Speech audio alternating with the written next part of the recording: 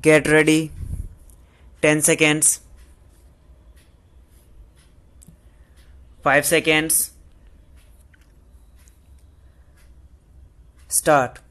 Sir, I rise to support the demands for grants of the Ministry of External Affairs and their report submitted to this House. As the Honorable Minister of State for External Affairs, Shri Natwar Singh, said yesterday, the test of a national policy is that it has a national consensus behind it. Even when there was a change of government and a new government came into being after the Congress Party's defeat in 1977, the nation stuck to the same policy with regard to foreign affairs. When somebody pointed out to Shri Vajpayee, the then Minister for Foreign Affairs, that his role and his speeches as a Jan Sangh leader were contradictory to his role and his speeches as the Foreign Minister of India, he replied that he was concerned with the foreign policy of the Government of India and not with the foreign policy of the Jan Sangh. So that shows that the foreign policy of India based on a national consensus had emerged as an important concept for the nation to follow and that it did not undergo any change even when the complexion of the government changed. India is one of the very few parliamentary democracies where there is a strong national consensus behind its foreign policy because it is based on sound principles of non-alignment. Panchshil and similar other concepts which were outlined even before our independence. It is a tribute to the vision and genius of the leaders of our national struggle that the Asian Relations Conference was held before India attained independence, that India became a member of the United Nations. We are one of the founding fathers of that institution. During the year under review, a noticeable change has taken place and it is a welcome change. The focus has changed to Asia. We have taken due note of the Asian dimension in the evolution of our foreign policy.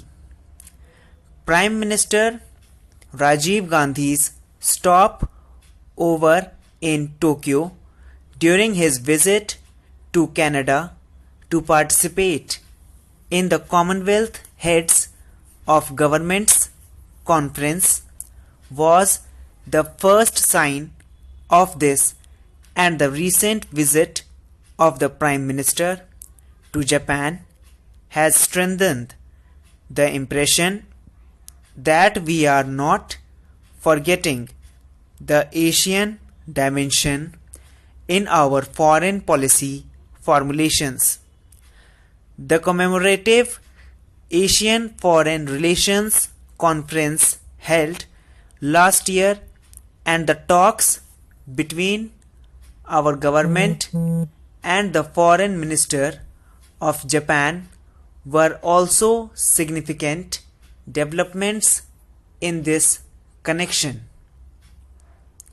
what I want to emphasize is that one of the historical distortions that came into our foreign policy in the initial stages was that we were being exposed to the Western influences for a pretty long time. We were more oriented towards the West, and as a result, the cultural linkages between the Asian countries China, Japan, Indonesia, and Southeast Asia were not explored and exploited to the extent to which they should have been from the very beginning. So, even in the United Nations, Japanese is regarded as a hard language.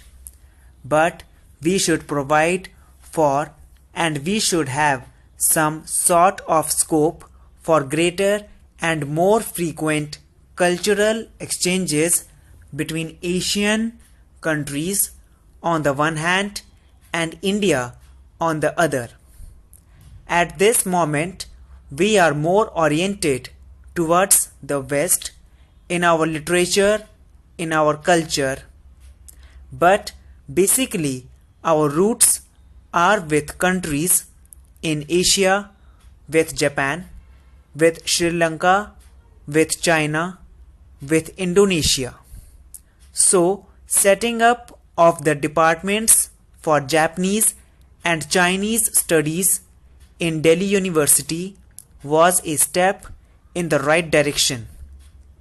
I would plead with the Minister of State for External Affairs that this movement to bring Asia into focus in our universities, in our diplomatic relations, in our adventures is given a greater push, and we are able to take into account the developments in Asia more vigorously and more seriously than has been the case hitherto. As regards China, I am of the opinion that the efforts of the government of India to normalize her relations should be hailed by that country because we are bound by traditions of cultural affinity, and now the times are changing. China of today is not the same China which was prior to 1979 when USA also recognized China, though India was primarily responsible for pleading their case for admission to the UN. China is undergoing vast changes, and there are talks now of Sino-Soviet summit. Though there are some defects also, but this shows that the winds of change are blowing. China has also put 3 conditions for such a summit. One of the conditions is almost fulfilled, that is withdrawal of the Soviet troops from Afghanistan. The second was the reduction in the presence of Soviet armies on the border with China, and the third is the withdrawal of Vietnam forces from Campuchia. In this connection, I would suggest to the Honorable Minister for External Affairs that the Indian initiative for solving the Campuchian problem is also taken up with renewed vigor, because once this problem is sorted out, we will have lesser tension in Asia.